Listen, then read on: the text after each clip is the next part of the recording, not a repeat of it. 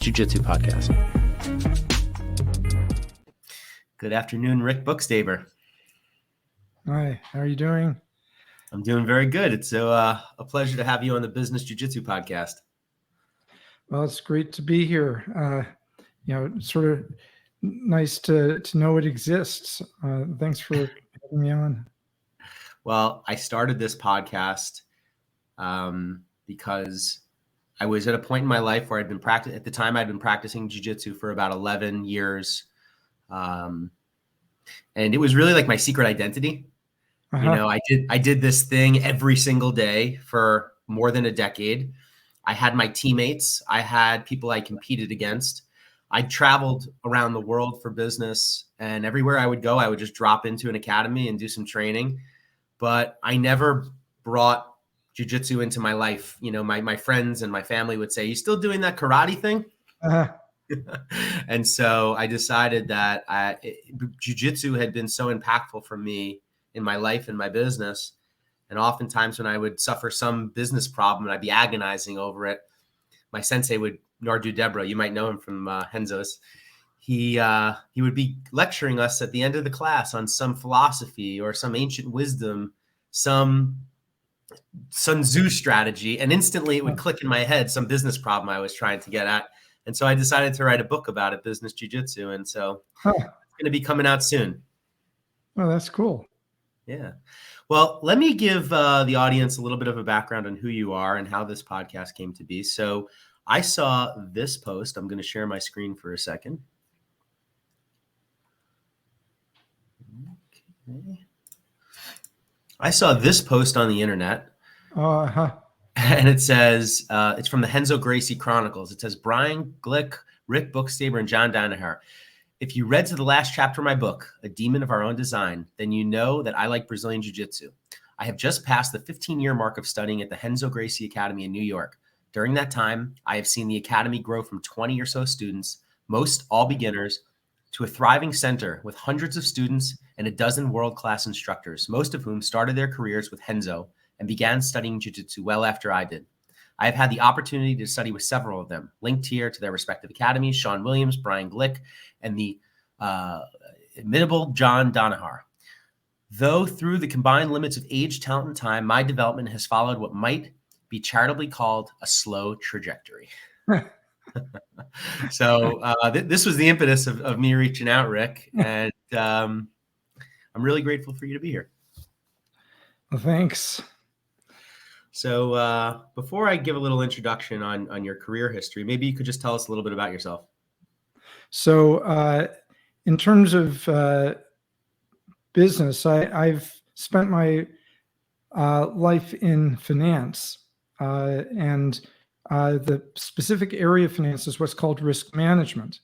So I've worked at various banks and hedge funds, also worked at the Treasury, trying to help find ways to keep people from falling off a cliff, basically. So the objective that I have is not so much trying to help people make money, but trying to help people from crashing and burning by not taking risks that they didn't realize they might be taking.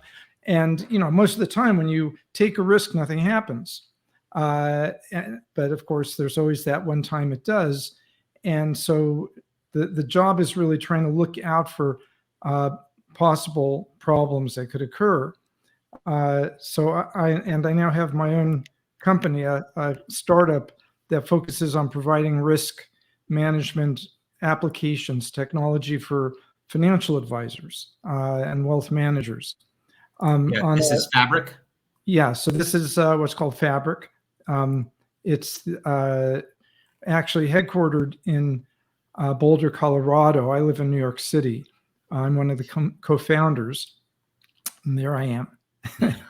And so that's really where my business focus is. Then really, if I were going to describe what I do, it's my business work, writing. I do some writing. I just had an article come out in the Financial Times. One will be out in a day or two in New York Times. Sure. And that's kind of related to, my field. And then there's Brazilian Jiu-Jitsu. And I do a few other things on the side. I sit around, watch TV and whatnot, but those are really my activities. Yeah. Oh yeah, this is the Financial Times article. Some people will be watching this on YouTube, and others will be listening on Spotify. And anybody listening along, I'll make sure to link to Rick's. Yeah, and actually, if people like podcasts, if they go to the resources page, there's a bunch of different podcasts I've done that are germane to the field. Yeah.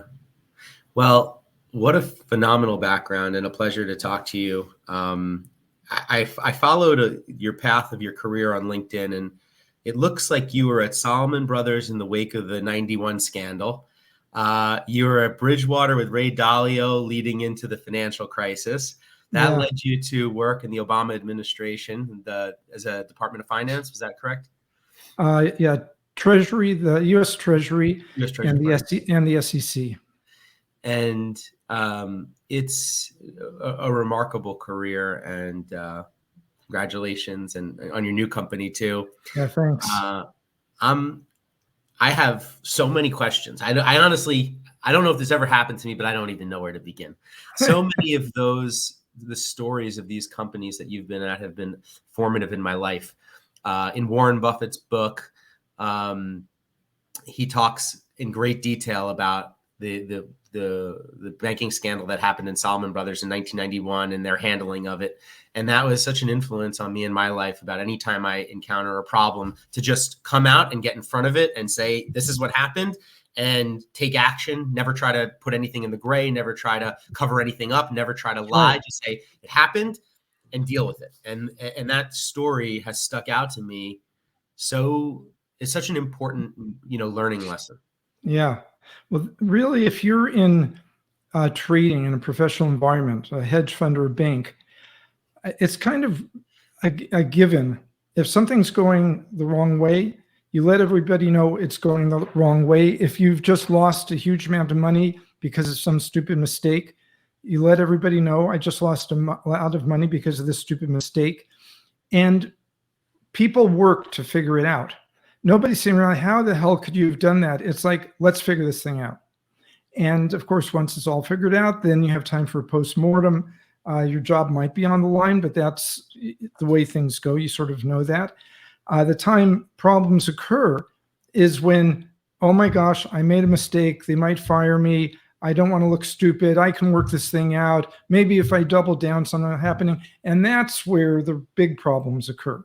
So of the various businesses out there, I would say that the trading business is the one that's most open to, let's figure this thing out, as opposed to recriminations when a problem occurs. Yeah. If my parents were on this podcast with us right now, they would tell you that I'm not an inherently risky person, that I didn't inherently like taking risk as a child. As a matter of fact, my best friend, who's born 4 days apart from me, Gavin Crescenzo, they used to say he would walk right up to the edge of the pool and I would walk 2 feet back. And I think that characterized our friendship through my whole life: skiing, playing sports, getting jobs, doing deals, everything. I always kind of leaned on the side of conservatism while he was always kind of swinging for the fences. And I'm wondering, what made you interested in risk? Was risk something that you always agonized over as a young person? So I guess part of it's being sort of more glass half empty than glass half full. Mm-hmm. I'm always thinking, this can't be right. This will never work out. What's the problem with this? It's not so much being risk averse. I don't think that people who are very strong traders, investors necessarily are risk taking. They aren't necessarily people who are going, paragliding and so on. But they're intelligent and focused on opportunity versus risk on the aggressive side. On the offensive side, I tend to be looking at more on the defensive side.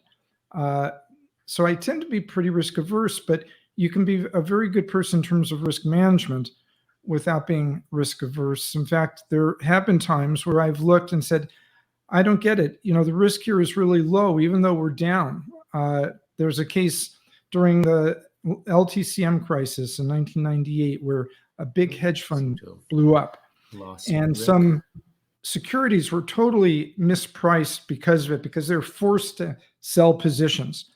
And at the time, Solomon on the Treasury desk was down $100 million. And I said, this doesn't make sense. We should be moving more aggressively into this trade. So just because you've lost money, just because there is risk, doesn't mean that you don't possibly take action further, but you're doing it with your eyes open. Right. So maybe before I kind of press you a little bit on jiu-jitsu and risk, maybe you could just, how do you find yourself from being a risk-averse person and someone who characterizes themselves as finding things wrong to walking into Renzo Gracie Academy in your first time? Yeah. I've always been interested in, you could say martial arts, but more broadly sort of contact sports. And when I was in Korea, when I was 19, 20, and I studied what's called Hapkido, which is their martial art.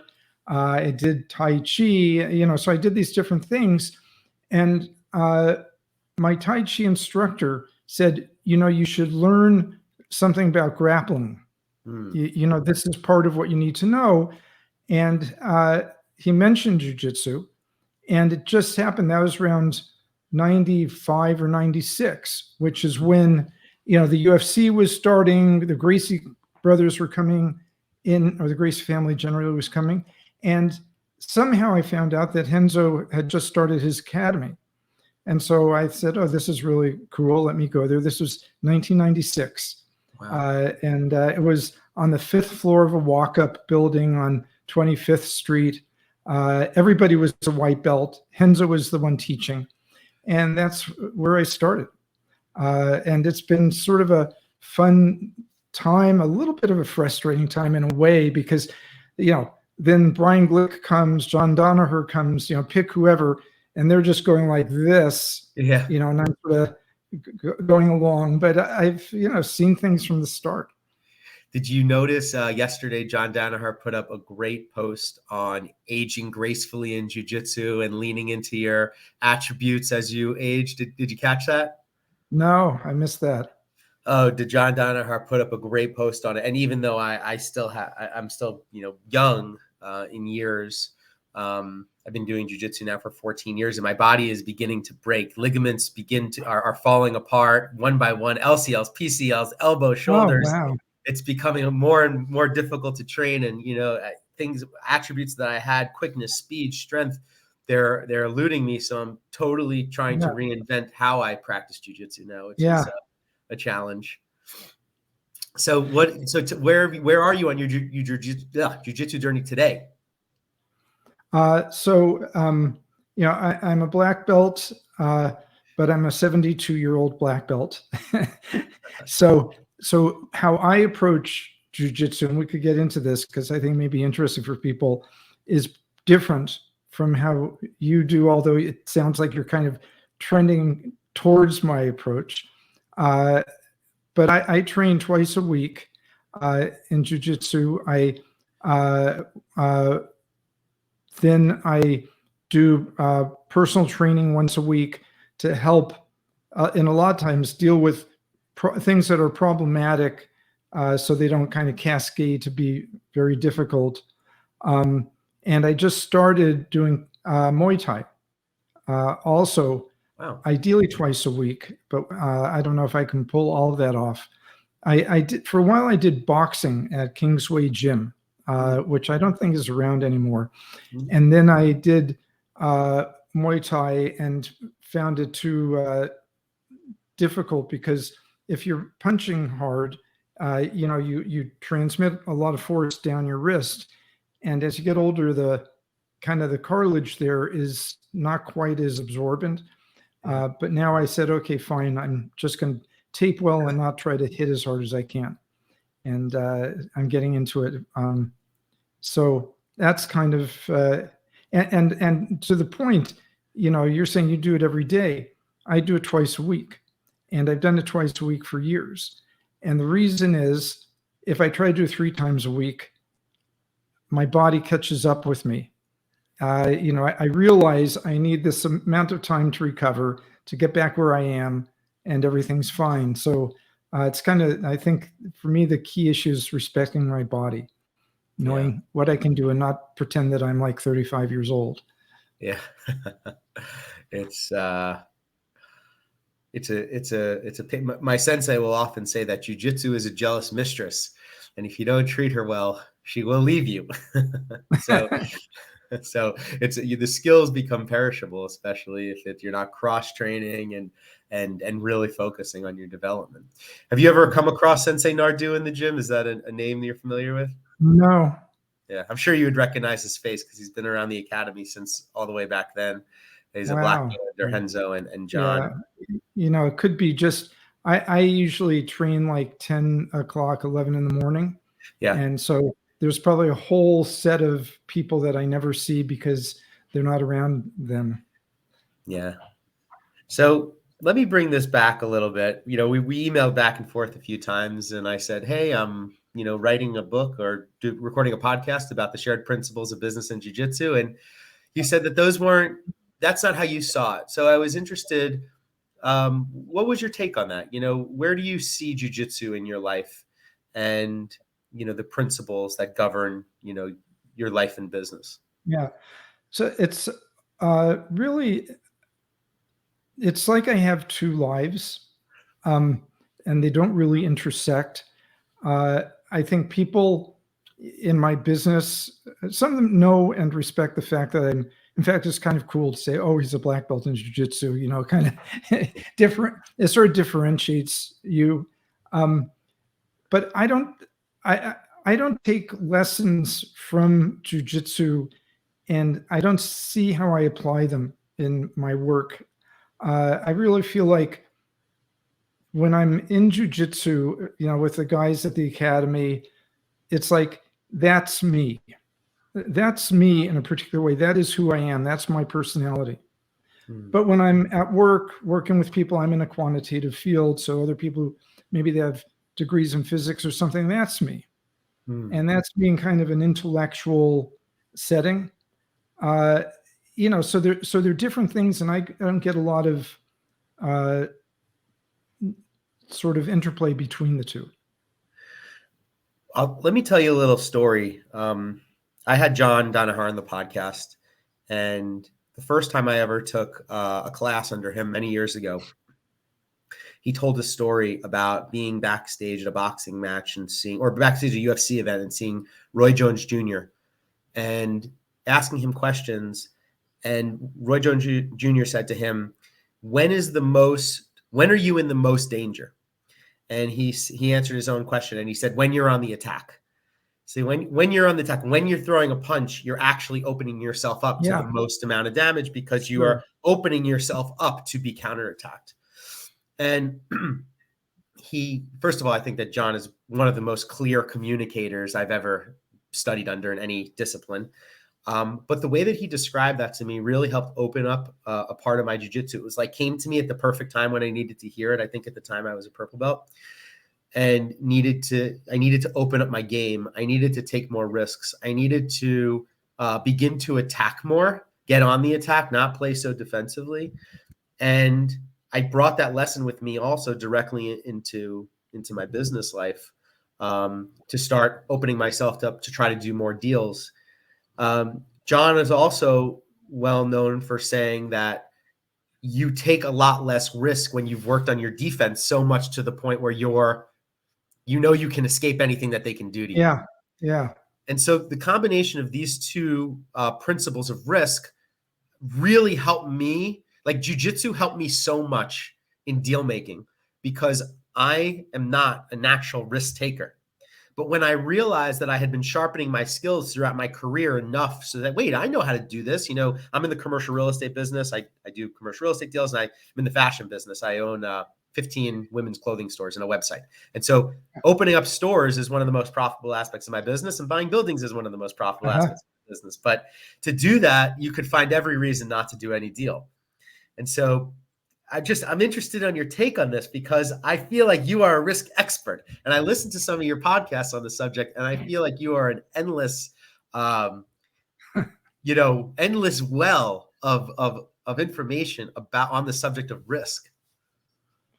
Well, for me, the risk management with jiu-jitsu is not so much on the mat as in how I approach it as in general. I mean, I think the real risk management issue, there is one principle in finance and markets where if you lose 50%, to get back to where you were, you have to make 100%. Right? So when you get hurt, when you lose, the way crawling back up is not just immediately the same thing in reverse. And the one thing that I am really conscious of is the risk of injury. If you do something stupid or overextend yourself and you get injured, it's not like, oh, I've lost that time, let me get back into it. You're down, and now you have to work your way back up, and you've lost that period of time. You've lost that time where you could have been improving, and instead you've been flat. So the place where I look at risk with regard to jiu-jitsu is managing how I approach it to keep low the risk of injury. And what are some of the universal truths around avoiding injury? How have you been able to do that? I guess well, first of all, as I mentioned, by realizing that I don't care what I feel like and how I think I'm in such great shape. The fact is, if you're 72, you can't do certain things, and you're stupid if you do. So like, I won't do inversions. In fact, I was doing sort of semi-inversions just as a drill last Monday, and got hurt to where I haven't been able to train, and we'll get back on the mat on Wednesday. So it's sort of saying, what can you do? What can't you do? It's sort of saying, I know I'm stuck. I'm just going to tap. Yeah. Right. As opposed to, I can get out of this or something. And it's saying, something's bothering me. I'm not going to push it today because whatever that thing is could just get worse and worse. Yeah. And there's also just this maturity. When you're young, the objective people have is, I want to be a black belt. And it's, I want to win. I want to beat people. And I'm going to, go to the academy every day. But after a point, I think I wouldn't say the mature thing, but it is kind of the mature thing to do is say, you know what? I want to be doing this when I'm 50 and 60 and 70. And if I'm going to be doing it 5, 10, 20, 30 years in the future, now I can chart my path, realizing that that's where things are going to go. And that'll change my attitude. I have a lot of time to learn and to develop. I have a lot of time to preserve my body so that I can enjoy it. And one of the wonderful things about jiu-jitsu is you can do it as long as your body's not, obviously you have to be fit. But if you're fit, you can do it, and you can do it really well throughout your life. What kind of techniques do you favor at this point in your life? And I'll just qualify that statement by saying one of the things John was talking about is that you lose flexibility, you lose strength, and you lose speed. But what you lose, you gain with your understanding of the game and your grip strength. So how's your grip strength? Yeah. Well, that's a key thing. I actually did privates with John for like 8 years, and it was no gi. And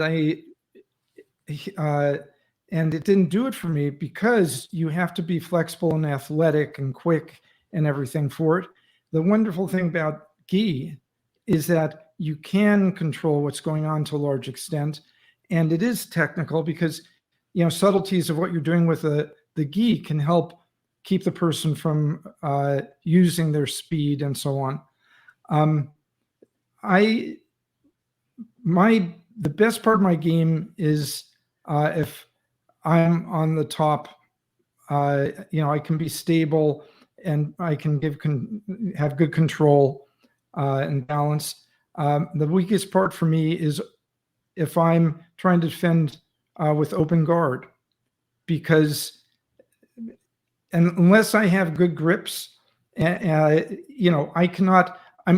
can't react as quickly as the person going around me.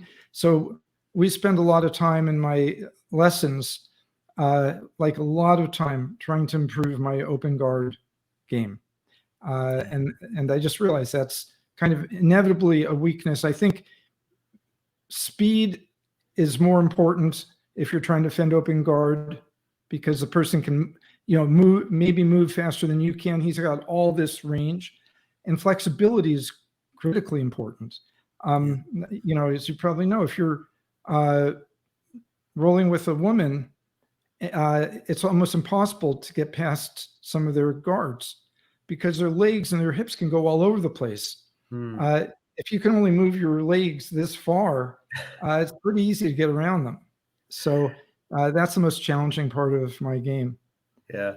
So as we're discussing this, these parts of our game, and I'm dealing with the same thing, I'm reminded of another business principle, and we're living in it.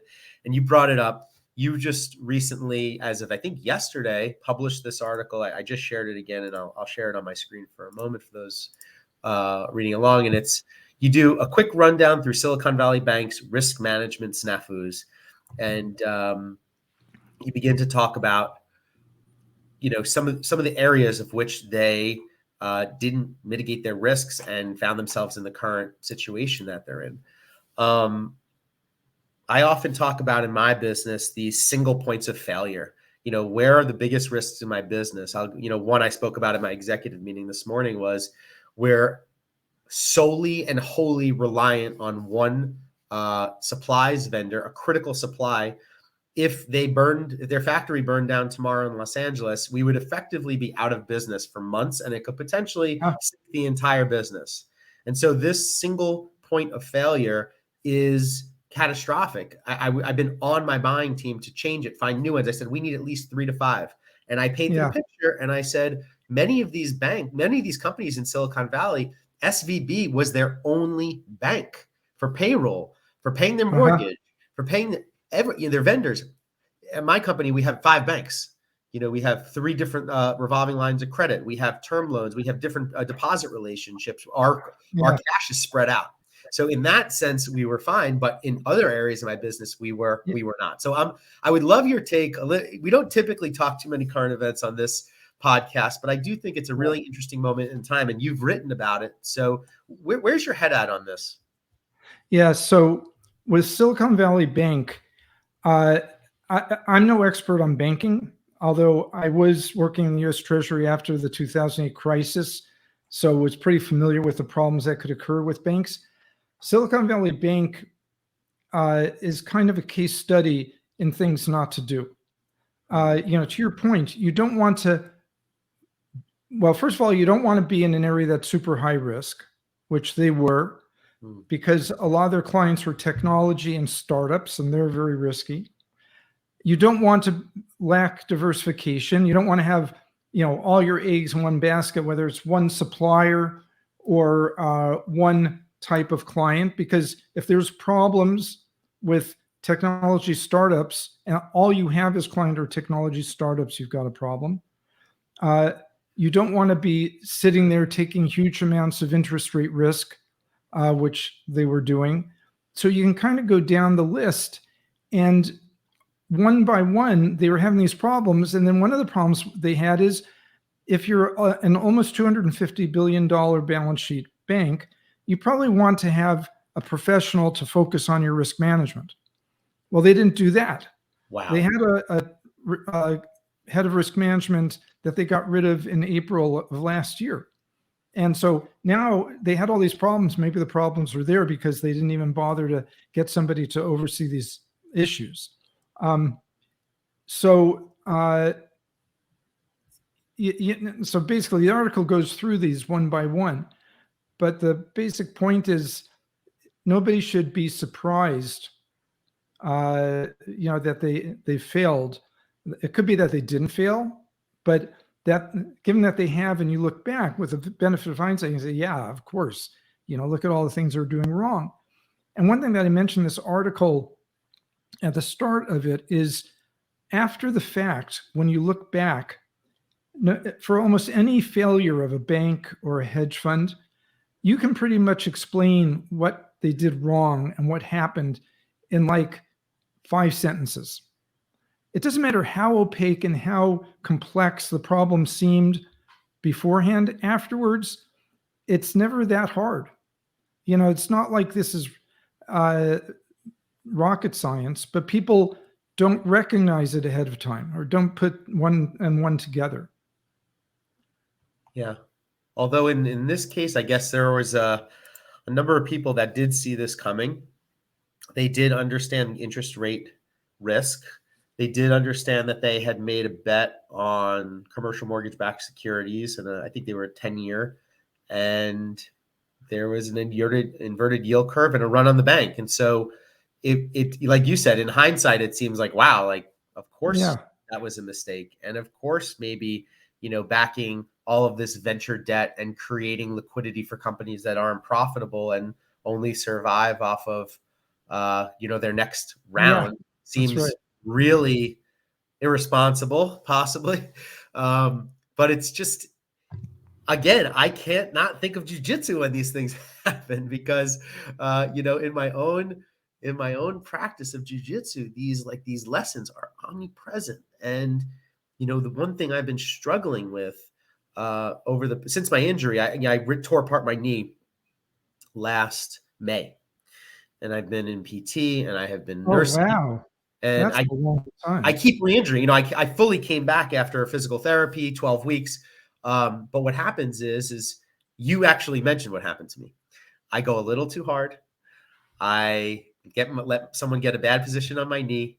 I should have tapped a few seconds earlier, but I wanted to try to work out of it because I used to be able to do that. And then my knee is being torn apart by a huge gorilla because I didn't think the way that you're telling me to think. Now. I'm learning something the hard way.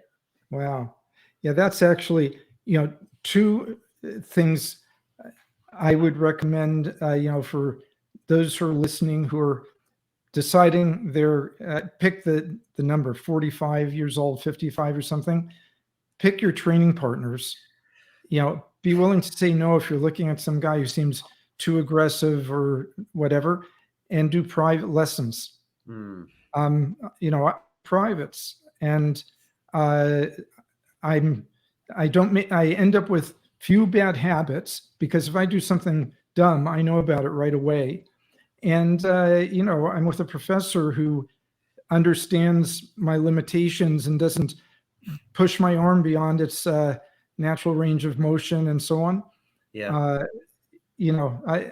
I think just going out randomly on the mat with whomever, when you're older, and that person may not understand the concept that, they're not supposed to go totally hard, if you're like, I'm 155, if you're 155 and you're up against somebody who's 185, there's already that gap. Yep. If you're 20 years older, there's another gap. And actually, there's a video I saw of somebody in the Gracie family who sort of had a notion of handicapping by belts. And he said, each 20 pounds is a belt equivalent, and each 10 years is a belt equivalent. So if you're on the mat and you're a brown belt, and you're 20 years older than this guy who's a purple belt, you guys are actually the same belt. Interesting. And if, so I think that sort of mentality is useful, speaking of kind of the reducing the risk of injury. Yeah. Another topic I wonder if you have any, if you want to weigh in on, is leverage as it relates to risk. Is that something that you focus on in your practice? Yeah. So probably the most important thing in markets. If you're looking at risk, the thing that is the most immediate guaranteed way to crash and burn if things go wrong is to have too much leverage. And what leverage means, for people who don't know the term, is let's say I'm going to talk not in terms of individuals, but in terms of, say, a hedge fund or a business. Let's say I have $100 million of capital, and I decide I'm going to just put it in equities. Fine. If the equity market drops 10%, I'm down 10%. If it drops 50%, I'm down 50%, whatever. But now let's say I say, I really want to, if I just hold 100 million in equities, if I put it all in equities, maybe if I'm right, I'll make 10%, 15%.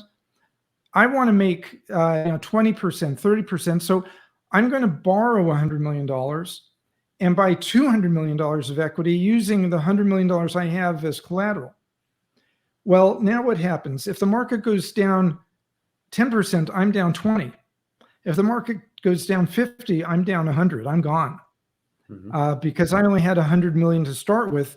My 200 million is now down that 100 million. But it's worse than that, because if the market goes down 10%, that person who lent me the $100 million is going to say, hey, I lent you 100 million, but that's when you had 100 million yourself. Now you only have 90 million. So actually, I'm only going to be willing to lend you 180 million in this situation. So you need to cut me a check for $20 million. Well, where do I get that $20 million? I get it by selling some of my position. Well, if I sell my position and a lot of other levered people are in the same situation, they sell their position, the market's going to drop. And so I sit around, and so I'm down 20%. I sell, and suddenly the bank says, hey, that 20 million you gave me back because the market was down 20%? Well, now because you had to sell to give me that 20 million, the market's down another 20%. Now you have to give me more, so you have to sell more, and you get this cascade. And most really violent sorts of drops in the markets occur because of that problem with leverage. People sort of chasing their tail, having a cascade. And so I think the biggest issue is knowing how much you can add leverage to a position and understanding the amount of liquidity that's available for you, because in that situation, what will happen is you have to sell, and the markets that you were going to sell in, suddenly you can't sell because everybody else is selling. And nobody wants to buy because the market just went down 5%, then 10%, then 20%. Everybody's just saying, oh, I'm not getting into this. And, you can't get out of the positions. And if you're a hedge fund, you could end up out of business because of it. Oh, real fast. Hedge fund, real estate owner, investment banker. I mean, it's just amazing. And we're seeing it right now in real time in a way that I think we haven't really seen it since 2008, which is when I began my career.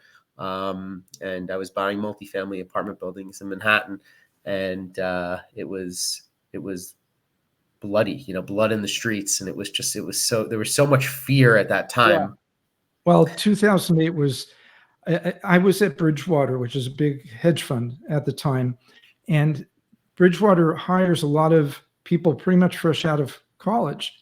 And we were in this like apocalyptic period, 2007, 2008.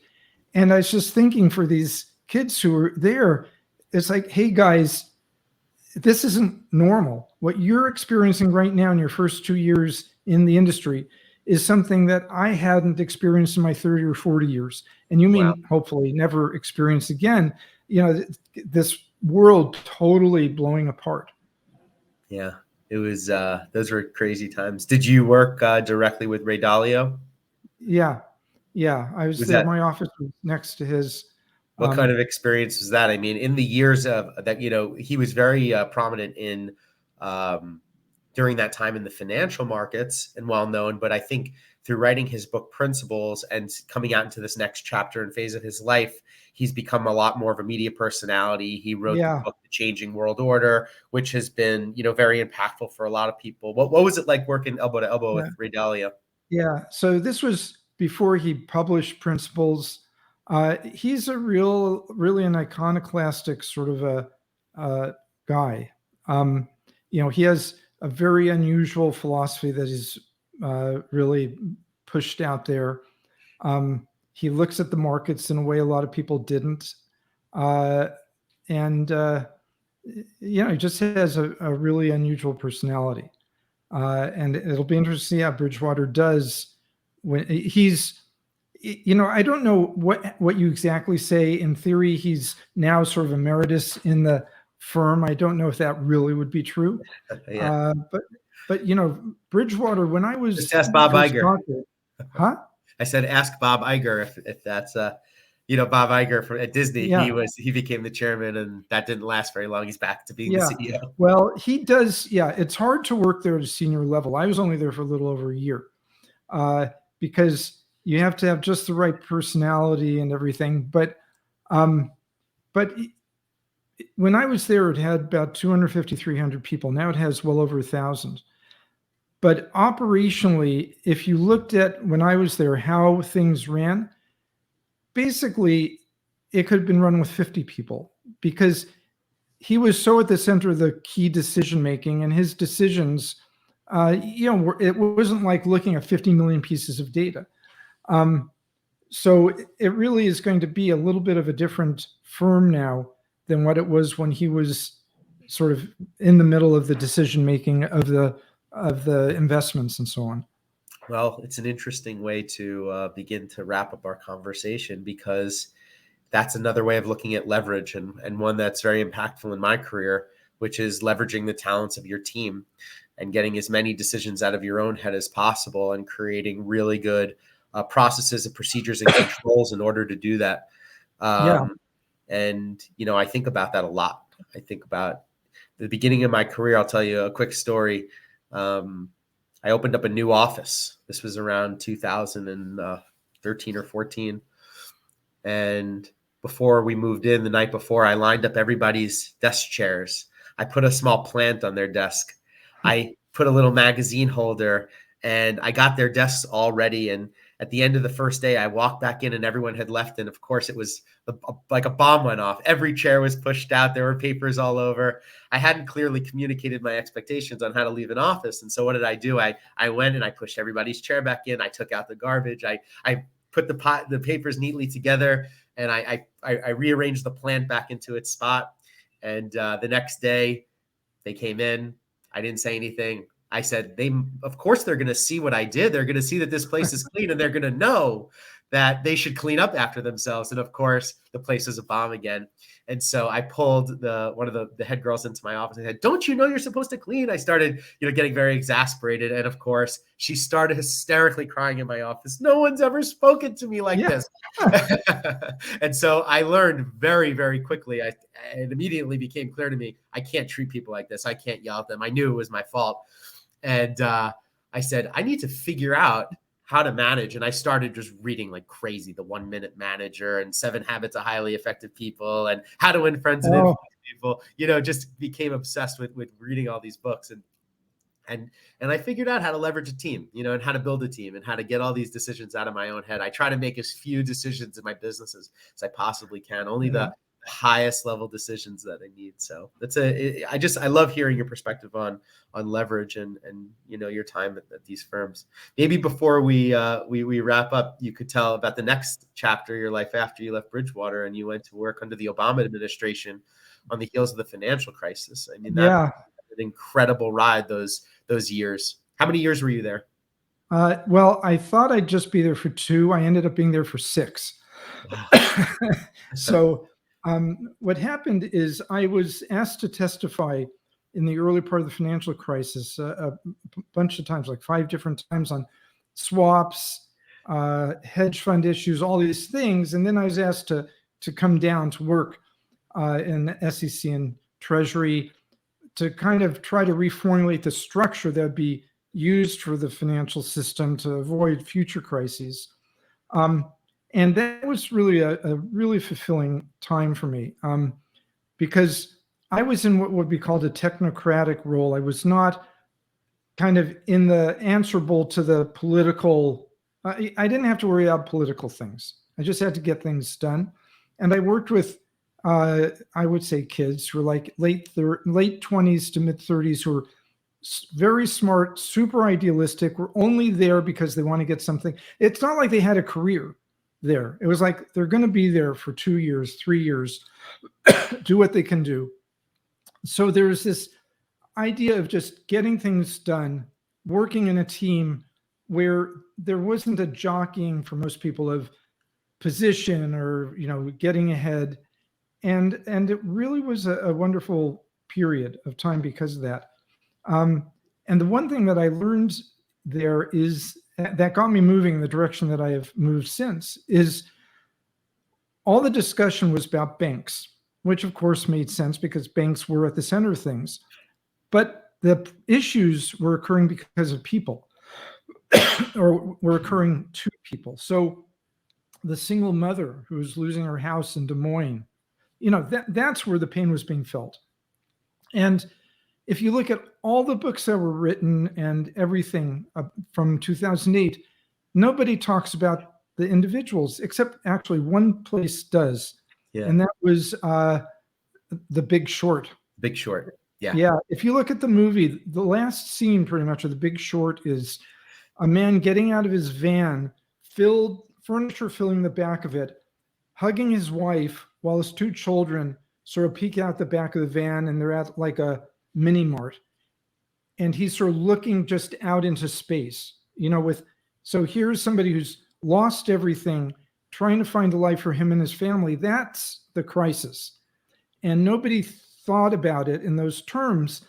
And so I've moved away from hedge funds and banks and so on to working with financial advisors and wealth managers, because they're the ones who can touch the individuals, who ultimately are the ones who will either benefit from the markets or be hurt by crises. I think that group really has not been served well over the course of time by economists in the financial community. Yeah. And that's really, so Fabric, the company that I started, is focused on that.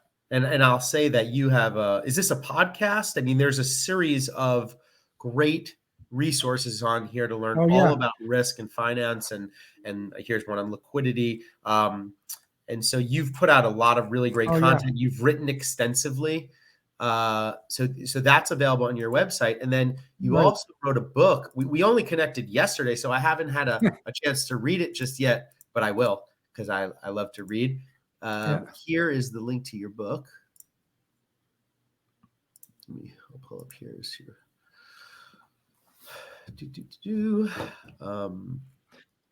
There's actually 2. There's one I wrote pre-2008 called A Demon of Our Own Design, and then there's one I wrote in 2017. So that's the first one, A Demon of Our Own Design. And then up on the top left is the more recent one called The End of Theory, which talks about how basically economics can't pull it off in dealing with financial crises, and what you have to do instead. It has kind of a philosophical tone to it. It's not a how to do it book. I think it's a thoughtful book that is it's my books, of course. I think it's a thoughtful book, but it really, I think, highlights some of the problems. If you're wondering why in the world do we lurch from one crisis to the next, it's because there's something wrong with the underpinnings of how economics is looking at the world. Right. And this goes through what's wrong with economics and what's a good alternative to deal with things in a better way. The first book, A Demon of Our Own Design, is a little bit like my autobiographical walk down Wall Street. It's kind of lessons I've learned from my time. And it's interesting. It really suggests that we're about to have a crisis. In fact, the first paragraph of the book says, we've had all these crises and it's about to happen again because things are so leveraged, things are so complex. So if you're interested in finance as sort of a student of finance, I think both those books are good ones. I am, and I just as you were talking through it, I just hit checkout on Amazon, and I'll share my thoughts when I've gotten through them. And we haven't spoken about this, but those are my feelings as well. It seems like we're in a battle more of checkers than chess, where the pendulum keeps swinging harder and Yeah. harder in each direction. More leverage, printing more money, raising interest rates higher. I think, if you bring this thing back down to first principles and you think about what needs to be done, you need to have a little bit more financial conservatism, tighten the belt loops, stop Yeah. printing, stop over levering, think back to the individual responsibility, That's right. starting straight at the community level, making good And that's decisions. actually, if I'm going to sort of cap things back to jujitsu, it's, John Donahurst said there's 15 basic ways of submission. And he was having me go through them. There's triangle, there's, arm bar, there's this and that. And I was going through and I got up to 14 different ones. So I was pretty good at kind of looking at the world the way he did. And I said, I don't get it. What's 15? He said, exhaustion. That essentially the guy runs out of steam and, you've exhausted him. And then, of course, he doesn't tap from exhaustion, but basically that ended it because he's open for a submission. And how do we keep from being exhausted? It's not just being in super good shape. I mean, I'm in decent shape, but I'm not like, elite, but I can go 7 or 8 6-minute rounds. And the reason I can do it is I know what to relax, and I know when I can relax, and I know when to go hard, and I know when to just sort of, go with the waves. So it's really, the economy kind of has to learn that lesson. Yeah. That there are times where you can just sort of breathe. But as you're saying, there's something about the nature of our system where it goes all the way one way, it goes all the way the other, and it never can just say, hey, chill, we can move along here, everything's fine. No, if things are fine, I've got to lever and lever and lever up. And if things aren't fine, I've got to kind of liquidate it. I don't know how we get to that point or if we can. I think our basic economic system makes it hard to do because it's competitive and, the best guy wins. Yep. But that is one lesson I think that you could take from jiu-jitsu into the economy, which is, sometimes pick your time, don't get exhausted, know when you can chill and when you take, action. Well said. And I think we'll end right there. It looks like we were able to have a productive business jiu-jitsu conversation of which I think I've made you a believer, or at least extracted it out of you the best that I could. And I'm really glad that we did. I hope that we'll stay in touch, and I'd love to have you back on the podcast again. Maybe you could become one of our resident experts on the state of the economy and risk. And I'm positive that you've had a really great impact on a lot of young people. We have a lot of young people that listen to this, entrepreneurs and business people of all kinds. And it's really great to hear your perspective. So thank you so much for being a part of this project. Well, yeah, thanks for having me on. It's good to talk with you. Yeah. So let me share where everyone can find you, and I'll read it off. So first and foremost, your website is here. Okay, just give me a moment. It is fabricrisk.com. This is where there's a number of resources available, podcasts, and great information on the economy, on risk, on information. I think that it's great for all business people to check out. Then you can find Rick's books here on Amazon. I've shared them. The first book is called A Demon of Our Own Design. This was written in advance of 2008, so it'll be a nice look back, and then hopefully, as we discussed on the podcast, to give you a little bit of a roadmap to say, hey, this is what was happening before, and this is what happened.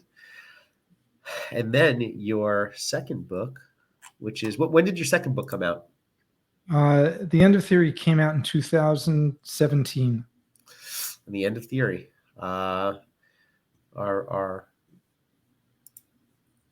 here and here. Okay. Well, pleasure having you. I'll make sure all these links are available, and I will make one sure. thing also, by the way, is I write posts fairly frequently on LinkedIn. So you can also check, if you like LinkedIn, I've become a major fan of LinkedIn. So, you can check things out there. Yep. So here is Rick Bookstaber's LinkedIn, where you can follow him and all of his writing. And as I mentioned, this is probably going to come out about 10 days from now from our recording. But there is an article that came out today, or yesterday, I should say, on Financial Times, a quick run through Silicon Valley's bank risk management snafus, and that's available on Financial Times with a quick Google. Or is that available also on LinkedIn? You posted it there? It's posted. I don't know if I posted it yet in my LinkedIn, but I'll do that. The problem with Financial Times and a lot of these others is they're paywalled. Yes. But I'll cheat and I'll put it out in a PDF, and unless somebody shoots me, you can look at it that way. Rick, thank you so much for your time, and I look forward to talking to you. Okay. Thank you. Thanks. We'll see you.